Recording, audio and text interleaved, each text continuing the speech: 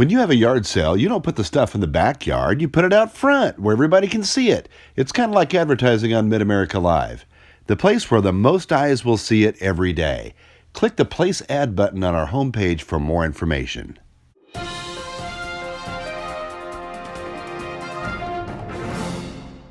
News is brought to you by Right Choice Truck and Tire. Always make your first choice the right choice.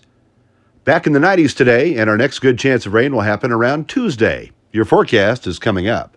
A stolen Case tractor was found in a field near the Butler Airport yesterday afternoon. It's believed the owner has been located, however, the person who stole it is still at large. The Bates County Sheriff's Office is investigating. An Arkansas man received minor injuries on Wednesday when the tractor trailer he was driving struck a cow on I-49 near mile marker 145. The accident happened around 2:30 in the morning, which totaled the truck and resulted in minor injuries for 47-year-old Johnny Beck of Mountain Home. The cow, unfortunately, was pronounced dead at the scene. The Butler Fire Department responded to a small fire at 409 South Olive earlier this week. One person was treated for minor burns, and the cause is listed as accidental and was related to a faulty dryer. Also this week, police and the Bates County coroner were called to the apartments located at 400 South Delaware Street in Butler after family members had been unable to contact a relative there.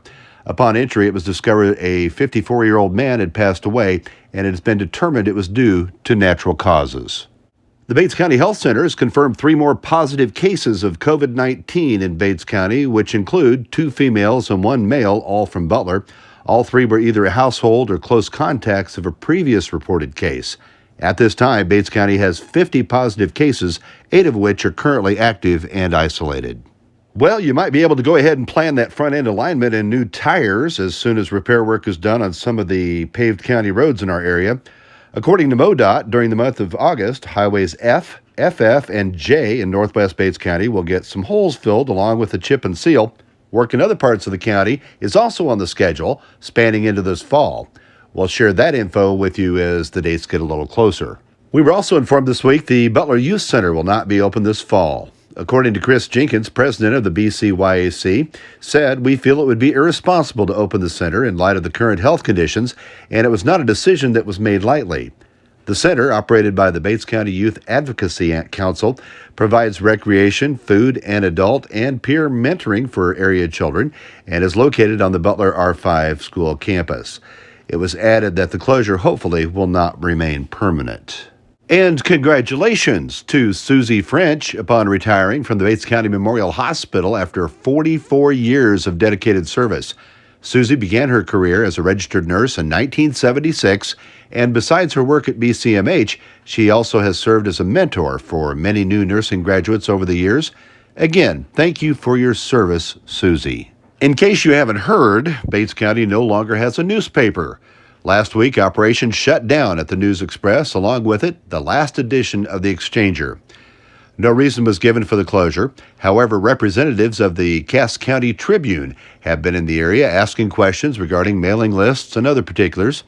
It's been speculated the Tribune would not publish a dedicated Bates County newspaper, but rather expand to include some local news. It all remains to be seen at this point. And just a note, no matter what, you can always get your news right here and on midamericalive.com. As you know, the August primary election was held this week, and according to Bates County Clerk Marlene Wainscott, turnout was much better than expected, which stands to reason. It's an important election year all the way around. According to Wainscott, turnout for Bates County was just over 34%. Kudos to all of you for exercising your right to vote, and we'll see you in November.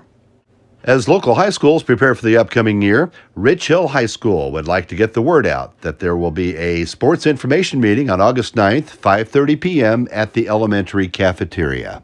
And we'll be covering other area school information beginning early next week. Stay tuned. On a related note, if you know somebody looking for a job, Apple Bus Company needs drivers. You can apply online at applebuscompany.com, and drivers are needed in the Butler and Appleton City areas, pretty close to home. Also, Archie schools are looking for a preschool teacher's aide. It's a full-time position. You can fill out an application online. Contact the Archie Elementary principal for more information. Drexel Food Fair Supermarket is looking to fill a full-time position in the meat and deli department. They will train the right person, and it could be you. Pick up an application in person anytime during normal store hours. Well, so far, it looks like August will bring slightly cooler than normal temperatures, which means you'll want to be outdoors more. And what would be better than a good old-fashioned meteor shower to watch with your family and friends? The Perseid meteor shower will be visible here starting next week on the nights of August 11th and 12th, and you'll be able to see somewhere between 50 and 75 meteors an hour, weather permitting. Here in Bates County, look to the northeast sky starting around 10 p.m. In obituary news, Peter Wessel, 62, of North Carolina, formerly of Adrian, passed away in Adrian on August 4th. Cremation with services at a later date are under the direction of Mullinex Funeral Home of Butler. Robin Bartholomew, 49, of Drexel, passed away August 3rd in Kansas City.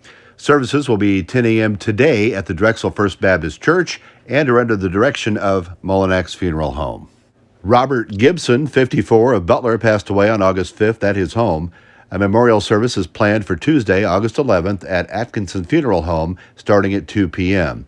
Additional details regarding services will be made available soon. Nancy Winters, 78, of Prairie Village, Kansas, formerly of Amsterdam, passed away August 5th in Kansas City.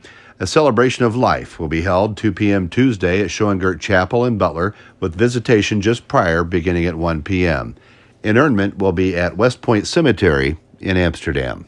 A celebration of life for Robert Johnson, 85, of Butler, will be 11 a.m. Wednesday, August 12th at Schoengirt Funeral Chapel in Butler.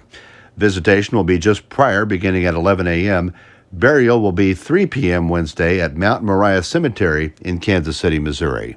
Donna Gunnels, 72, of Drexel, passed away on August 2nd in Kansas City. Cremation with memorial services will be held at 4 p.m. today at Mullinex Funeral Home in Drexel.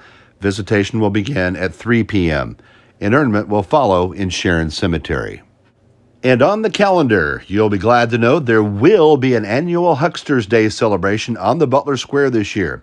It'll happen on October 3rd with a chili cook-off, a car show, and a whole lot more. Stand by for more details coming soon.